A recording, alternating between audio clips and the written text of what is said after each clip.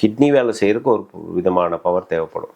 சரியா? அப்போ அந்தந்த உறுப்புகள் சரியாக இயங்குவதற்கு இந்த 7 சக்கரங்கள்லேருந்து கரெக்டாக உங்களுக்கு அந்த எனர்ஜி டிஸ்பர்ஸ் ஆனாதான் உங்களுக்கு அந்த இந்த உறுப்புகள் கரெக்டாக வேலை செய்யும். அப்படிங்கிற மந்திரம் மட்டும் நீங்கள் சொன்னீங்களாலே போதும், அந்த த்ராட்டுக்கு வேணுங்கிற அந்த எனர்ஜியை வந்து ஆட்டோமேட்டிக்காக செக்ரேட் ஆகிடும். டிப்ரெஷன், நமக்கு ஏற்படக்கூடிய ஒரு தாழ்வு மனப்பான்மை, இல்லை நமக்கு ஏற்படக்கூடிய ஒரு ஸ்ட்ரெஸ்ஸு, ஒரு எமோஷனல் கண்ட்ரோல் பண்ண தெரியாதது, இந்த மாதிரி விஷயங்கள்னால தான் 90% ஆஃப் த எயில்மெண்ட்ஸ்ன்னு சொல்லக்கூடிய வியாதிகள் வருது. ஸோ கடைசிக்கு நம்ம என்ன பண்ணலாம் அப்படின்னு சொன்னாக்கா, நம்ம உடம்புல இருக்கக்கூடிய 7 ஆதார சக்கரங்களை சீராக இயக்கிறதுக்கான உணவு முறைகளும் அதற்கான பயிற்சிகளும் செஞ்சாலே போதும், ஆட்டோமேட்டிக்காக நம்மளோட மனசும் சரி உடலும் சரி நல்ல சீரா ஆரோக்கியமாக இயங்கக்கூடிய வாய்ப்பு இருக்கு. நம்ம உடம்புல இருக்க 7 சக்கரங்களை பத்தி தெரிஞ்சுக்க போறோம். அதோட பயன்கள், அது என்னென்ன பண்ண போகுது அப்படிங்கறதெல்லாம் நம்ம தெரிஞ்சுக்கிறதுக்காக மகாருத்ரா குருஜி அவர்களை பார்க்க வந்திருக்கோம். இப்ப நம்ம குருஜியை பார்த்து எல்லாமே கேட்டு தெரிஞ்சுக்கலாம் வாங்க. வணக்கம் குருஜி. நமஸ்காரம். குருஜி, 7 சக்கரங்களை பத்தி சொல்லுங்க. நம்ம உடம்புல இருக்கக்கூடிய ஆதார சக்தி மையங்களை தான் நம்ம வந்து சக்கராஸ் அப்படின்னு சொல்றோம். சரியா? இந்த ஒவ்வொரு சக்ராஸ், அதாவது பேஸில் இருக்கக்கூடிய நம்ம பிறப்புறுப்புக்கும் ஆசன வாய்க்கும் நடுவில் இருக்கக்கூடிய நம்ம ஸ்பைன், நம்மளோட முதுகு தண்டுவடம் எண்டாக ஆகக்கூடிய அந்த இடத்துல இருக்கக்கூடிய சக்கரத்துக்கு பேர் மூலாதார சக்கரம் அப்படின்னு சொல்கிறோம். சரியா?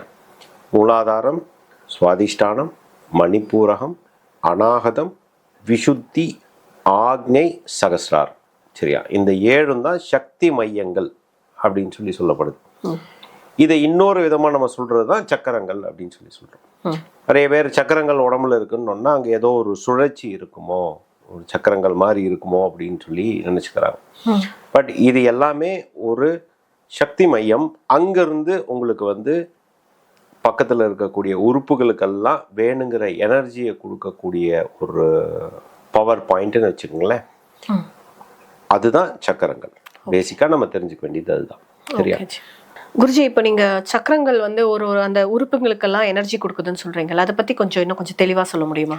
சரி, ரைட். இப்போ நான் உங்களுக்கு என்ன சொன்னேன், ஒவ்வொரு சக்கரங்களும் ஒவ்வொரு எனர்ஜி பாயிண்ட்டு பக்கத்தில் இருக்கிற உறுப்புகளுக்கு எனர்ஜி கொடுக்குது அப்படின்னு சொல்றேன். இப்போ பாருங்க, இப்போ நீங்க உதாரணமா மணிப்பூரகம் எடுக்கிறீங்க. சரியா? மணிப்பூரகம் எங்க இருக்கு? தொப்புளுக்கு 2 இன்ச் மேல இருக்கு. சரியா? அப்போ அந்த பகுதியில உடம்புல வேற என்னென்ன இருக்கு நமக்கு அப்படின்னு சொல்லி பார்த்தீங்கன்னா, சிறுகுடல், பெருங்குடல், லிவர், இந்த மாதிரியான உறுப்புகள் இருக்கு. விசுத்தின்னு எடுத்துட்டீங்கன்னா இங்க என்ன இருக்கு உங்களுக்கு? வோக்கல் கார்டு, அந்த மாதிரியான உறுப்புகள் இருக்கு. இப்போ இந்த உறுப்புகள் எல்லாம் இயங்குறதுக்கு ஒரே மாதிரியான பவர் தேவையில்லை. இதை நான் ரொம்ப சிம்பிளா எக்ஸ்பிளைன் பண்ணணும்னா, இப்போ ஒரு ஃபேக்டரிக்கு எவ்வளோ கரண்ட் வேணும்? சரியா? ஒவ்வொரு விதமான ஃபேக்டரிக்கு ஒவ்வொரு விதமான கரண்ட் தேவைப்படும். சரியா? ஒரு பேசிக்கா மெஷின்ஸ் மட்டும் வச்சிருக்கிறவங்களுக்கு ஒரு குறிப்பிட்ட வோல்டேஜ் பவர் இருந்தா போதும். ஹெவி மெஷின்ஸ் போட்டிருக்கிறவங்களுக்கு குறிப்பிட்ட பவர் வேணும். சரியா? வீடுகளுக்கு ஒரு குறிப்பிட்ட அளவு இருந்தா போதும். சரியா? அப்போ பாருங்க, ஒரே எனர்ஜி சப்ளை தான், ஒரே கரண்ட் தான். ஸோ அந்தந்த இயக்கத்துக்கு தேவையான கரண்ட் வந்து அதுக்கு தேவைப்படுது இல்லையா?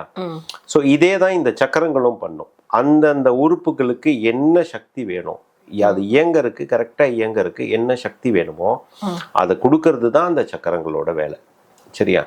அப்போ உங்களுக்கு இன்னொரு டவுட் வரலாம், இந்த உறுப்புகளுக்கு, இந்த சக்கரங்களுக்கு எங்கிருந்து சக்தி கிடைக்குது அப்படின்னு சொன்னாக்கா, இதுதான் நம்ம பிரபஞ்சத்திலிருந்து எடுக்கக்கூடிய சக்தி. ஆக்சுவலா நீங்க சாப்பிட்ற உணவுல இருந்து கிடைக்கக்கூடிய சக்தியும் இந்த பிரபஞ்சத்திலிருந்து நமக்கு கிடைக்கக்கூடிய காஸ்மிக் எனர்ஜின்னு சொல்றோம் இல்லையா, இது நீங்கள் வேணும் வேண்டானாலும் உங்கள் தலைக்கு மேலே இருக்கக்கூடிய சகஸ்ராரம் வழியாக உங்களுக்கு எனர்ஜி வந்துக்கிட்டு தான் இருக்கும். இந்த எனர்ஜியும் நீங்கள் சாப்பிட்ற சாப்பாட்டிலேருந்து கிடைக்கக்கூடிய எனர்ஜியும் சேர்ந்து உங்களுக்கு இந்த உடம்புக்கு ஒரு எலக்ட்ரிசிட்டியாக, ஒரு தேவையான எனர்ஜியாக வருது.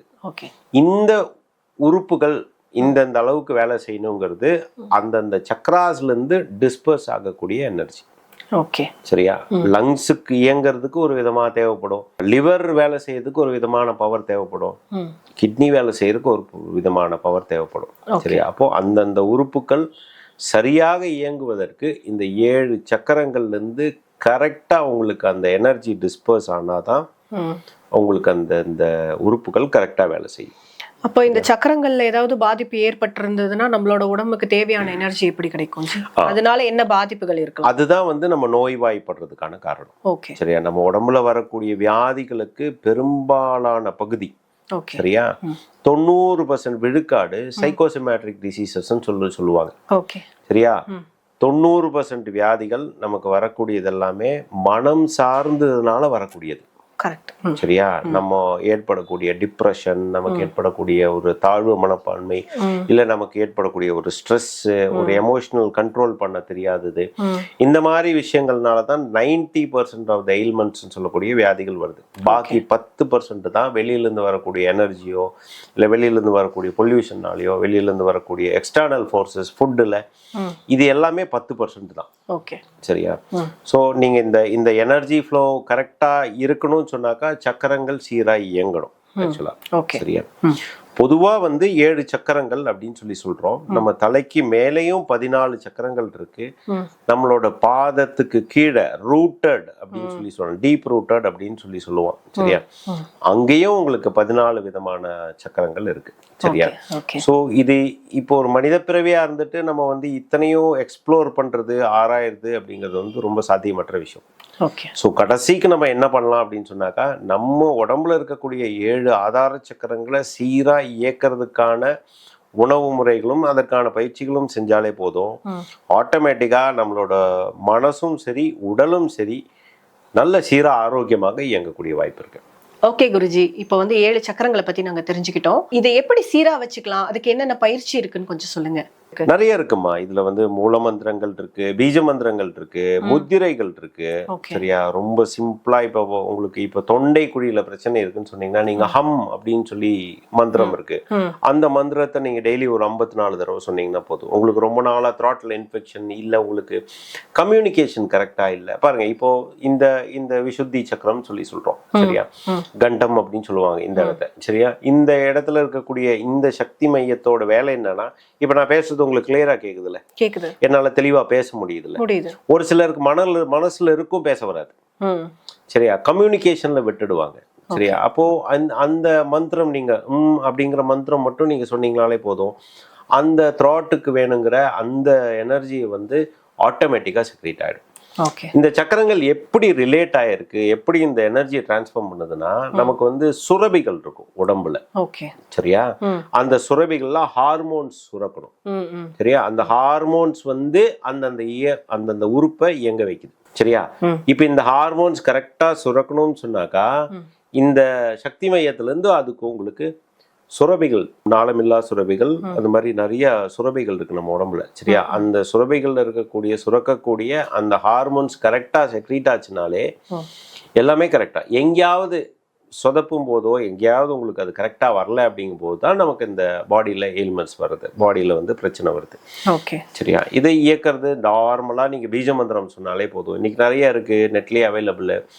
ரைட்டா? அதுக்கான தனியா ஃபுட்ஸ் இருக்கு, அதுக்கான பீஜ மந்திரங்கள் இருக்கு, முத்திரைகள் இருக்கு. ரைட்டா? நீங்க எதை வேணா பிராக்டிஸ் பண்ணுங்க. ஒண்ணு கன்சிஸ்டன்டா பிராக்டிஸ் பண்ணும்போது இந்த சக்கரங்கள் வந்து கரெக்டா வேலை செய்யும். ஓகே குருஜி, பயிற்சிகளை பத்தி நல்லா சொல்லிட்டீங்க. இப்ப என்ன மாதிரியான உணவு முறைகள் எல்லாம் சாப்பிடலாம் நம்ம இந்த சக்கராஸ் எல்லாம் நல்லா சீரா வச்சுக்கிறதுக்காக? இல்ல, நான் ரொம்ப சிம்பிளா எப்படி சொல்லுவேன்னா, இப்ப மூலாதாரம் நம்ம என்ன சொல்றோம், நம்ம வந்து 7 கலர் சொல்றோம். எதுக்கு? விப்ஜிஆர் அப்படின்னு சொல்றோம். விப்ஜிஆர் வேற எதுல இருக்கு? ரெயின்போல இருக்கு. ரைட்டா? Violet, indigo, blue, green, yellow, orange, red. கரெக்டா? இப்போ இதை வந்து ஏன் நம்ம இந்த சக்கராஸ் கூட கனெக்ட் பண்ணாங்க? வானவில்ல இருக்கக்கூடிய வண்ணங்களை வந்து எதுக்கு வந்து சக்கராஸ் கூட கனெக்ட் பண்ணாங்கன்னு பார்த்தீங்கன்னா, நம்ம உடம்புலையும் அதே மாதிரியான அண்டத்தில் உள்ளது பிண்டத்திலும் உள்ளதுன்னு சொல்றாங்க இல்லையா? நம்ம உடம்புலையும் அதே மாதிரியான வண்ணங்கள் தான் இருக்கு அப்படின்னு சொல்ல போறது. சரியா? அப்போ இந்த உணவு முறைகள் நீங்க அந்தந்த உங்களுக்கு மூலாதாரத்தில் பிரச்சனையா ரெட் கலர் பேஸ்டு நீங்க வந்து எதை சாப்பிட்டீங்கன்னாலும் ஓகே. ரொம்ப சிம்பிளா ரிலேட் பண்ணி. புரியுது. சரியா? அப்ப நீங்க ப்ளூ கலர்ல ஏதாவது ஒரு ஃப்ரூட் சாப்பிட்றீங்க, ப்ளூபெர்ரி சாப்பிட்றீங்கன்னு சொன்னாக்கா அது தொண்டைக்கு நல்லது. சரியா? இழந்த பழம் வந்து தொண்டைக்கு நல்லது. சரியா? அதே மாதிரி உங்களுக்கு அந்த நவா பழம் சொல்றோம் இல்லையா, அது எல்லாமே கருநீல கலர்ல இருக்கும். சரியா? அதுவும் உங்களுக்கு வந்து தொண்டைக்கு நல்லது. ஸோ நீங்க அது ரொம்ப இயற்கையே அதுவே கொடுத்துருக்கு. ஓகே. சரியா? நீங்க அந்தந்த வண்ணங்கள்ல இருக்கிற உணவு சாப்பிட்டீங்கனாலே, அதிகமா உட்கொண்டீங்கனாலே ஓகே. உங்களுக்கு என்ன வியாதி இருக்கோ உங்களோட பிசிஷியனோட இதையும் எடுத்துட்டு ஓகே. ஒரு ஒப்பீனியன் எடுத்துட்டு இந்த உணவு முறைகளும் நீங்க கண்டினியூ பண்ணும்போது மிகச்சிறந்த முறையில உங்களோட சக்கரங்களை ஆக்டிவேட் பண்ணலாம். ஓகே குருஜி. இப்போ நம்ம போடுற உடைகளோட நிறங்கள் இருக்குல்ல, அதுக்கும் நம்மளோட சக்கராவும் ஏதாவது ரிலேட் ஆகுமா குருஜி? உணவு முறைகள் ஒண்ணு, உடைகள்ல நீங்க வரும்போது என்ன ஆகும்னா நம்மளோட சக்கராவை எந்த விதத்திலயும் அது டிஸ்டர்ப் பண்ணாது. ஓகே. சரியா? ஆனா ஆறாவை டிஸ்டர்ப் பண்ணும். ஓகே. சரியா? எப்படி உங்க உடம்புக்குள்ள முதுகு தண்டுவலத்துல 7 சக்கரா இருக்குன்னு சொல்றோமோ, அதே மாதிரி நம்ம உடம்பு இது ஸ்தூல உடம்புன்னு சொல்றோம். சரியா? இதை சுத்தி ஒரு ஆறா இருக்கும். நம்ம உடம்ப சுத்தி ஒரு எனர்ஜி ஃபீல்டு இருக்கு. சரியா? அதுவும் அகெயின் ஒவ்வொரு லேயரா இருக்கும். ஒரு 6-7 லேயர்ல இருக்கும். சரியா? அப்ப நம்ம போடக்கூடிய கலர்ஸ், நம்ம போடக்கூடிய வண்ணங்கள், உடைகள்ல இருக்கக்கூடிய வண்ணங்கள் நம்மளோட ஆறாவை பாதிக்காம இருக்கிற வரைக்கும் நல்லது. ஓகே. சரியா? நமக்கே தெரியும், ஒரு சில ட்ரெஸ் போடும்போது கான்ஃபிடென்ட்டா ஃபீல் பண்ணுவோம், ஒரு சில ட்ரெஸ் போடும்போது எனர்ஜி லோவா இருக்கிற மாதிரி இருக்கும். நாம நினைப்போம் சட்டை நல்லா இல்ல இந்த சட்டை நமக்கு நல்லா இல்ல இந்த சட்டையெல்லாம் நம்ம நல்லா இல்லைன்னு ஃபீல் பண்ணுவோம். உண்மை என்னன்னா, நீங்க எந்த ட்ரெஸ் போடும்போது டல்லா ஃபீல் பண்றீங்களோ அது உங்களோட ஆறா எனர்ஜியை கம்மி பண்ணுது அப்படின்னு சொல்லி அர்த்தம். சரியா? அது ஆறாவை தான் டிஸ்டர்ப் பண்ணுமே தவிர சக்கரங்களை உங்களுக்கு டிஸ்டர்ப் பண்ணாது. குருஜி, இப்ப நீங்க பொதுவான பயிற்சிகளை பற்றியும் உணவு முறைகளை பற்றியும் சொல்லிட்டீங்க. இப்போ நீங்க தனியா ஏதாவது நம்ம ஃபாலோவர்ஸ்க்கு, இப்போ என்னோட உடல்ல இந்த மாதிரியான இது இருக்கு, இல்ல எனக்கு இது தேவை இருக்கு, இந்த சக்கராவை நான் ஸ்ட்ராங் பண்ணணும்னு நினைக்கிறேன், அந்த மாதிரி இருக்கு அப்படின்னா நீங்க தனியா ஏதோ பயிற்சிகள் எல்லாம் வச்சிருக்கீங்களா குருஜி? பயிற்சியா கொடுக்குறோம். இன்னும் டீப்பா கத்துக்கணும்னா கத்துக்கலாம். இதை எப்படி பிரிச்சிருக்கோம்னா ஒரு 21 நாள் கிளாஸா பிரிச்சிருக்கோம். ஓகே. சரிங்களா? இது பாத்தீங்கன்னா முதல் 7 நாட்கள் கழிவு நீக்க பயிற்சி இருக்கும். ஸோ இதுக்கு முன்னாடி நீங்க எந்த மாதிரியான ஃபுட் சாப்பிட்ருக்கீங்க, எந்த மனநிலையில இருக்கீங்க, ஸோ அது எதுவுமே தெரியாது. ஸோ ஃபர்ஸ்ட் டீடாக்ஸ் அப்படின்னு சொல்லக்கூடிய கழிவு நீக்கணும். ஃபர்ஸ்ட் மனதில இருந்தும் நீக்கணும், உடல்ல இருந்தும் நீக்கணும். சரியா? அதற்கான முதல் 7 நாட்கள் பயிற்சியா இருக்கும். 2வது 7 நாட்கள் பாத்தீங்கன்னா நீங்க சுத்தம் செய்த இடத்தை எனர்ஜைஸ் பண்றதுக்கு. சரியா?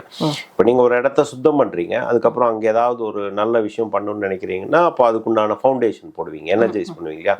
அந்த மாதிரி 2வது 7 நாட்கள் நீங்க எனர்ஜைஸ் பண்றதுக்கு உண்டான விஷயம் இருக்கும். 3வது 7 நாட்கள் பண்ணீங்கன்னா எனர்ஜைஸ் பண்ணுனதை நீங்க எப்படி ஆக்டிவேட் பண்றது. இப்போ மூலாதாரம் நமக்கு அங்க சுத்தம் பண்ணியாச்சு, அங்க வேணுங்கிற விஷயங்களையும் கொடுத்தாச்சு, அதை எப்படி ஆக்டிவேட் பண்றது, எப்படி வேலை செய்ய வைக்கிறதுங்கிறது தான் இதற்குண்டான பீஜ மந்திரங்களும் இதற்கான முத்திரைகளும் தனியா ப்ராக்டிஸா அடுத்த 7 நாள் கொடுக்குறோம். இதெல்லாம் போக 21 நாள் பயிற்சியை முடிச்சுட்டு அதுக்கப்புறம் நீங்க அதை எவ்வளவு ஸ்ரத்தையா பண்றீங்க, உண்மையாவே உங்களுக்கு அதுல எவ்வளவு ஒரு ஆழமான புரிதல் இருக்கு, அதுல உங்களுக்கு எவ்வளவு ஈடுபாடு இருக்கு, அதை நீங்க எவ்வளவு கன்சிஸ்டண்டா ப்ராக்டிஸ் பண்றீங்களோ அதை பேஸ் பண்ணி தான் உங்களுக்கான ரிசல்ட் அமையும்.